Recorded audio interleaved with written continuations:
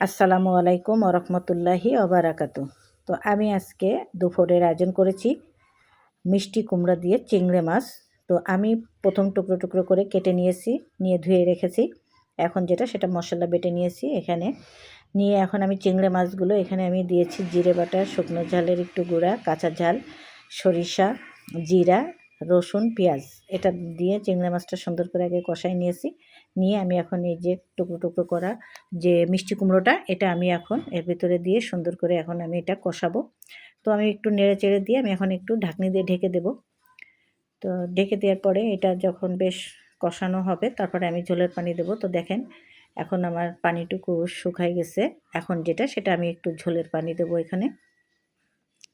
আর মাছ তো আগেই দিয়ে দিছি, তো আমি এখন এখানে ঝোলের পানি দেব এখন। তো দেখেন মিষ্টি কুমড়াটা কিন্তু অর্ধেক গলে গেছে, তো আমি অল্প করে পানি দেব। তাই কারণ হ্যাঁ, বেশি এতে ঝোল থাকবে না, মাখা মাখা ঝোল রাখবো আমি। তো এইভাবে আমি সুন্দর করে কষায় নিয়ে ঝোলের পানি দিয়ে দিলাম। আর সেটা এখন আমি একটু চিনি দেবো। আমি কিন্তু মিষ্টি কুমড়ার ভিতরে একটু চিনি দিই। তো আমি এখানে 2 চামচ চিনি দিয়ে দেব। দিয়ে আমি আরও কিছুক্ষণ এটা রান্না করব। তো আমার রান্নাটা হয়ে গেছে, আমি বেশি ঝোল রাখবো না এতে।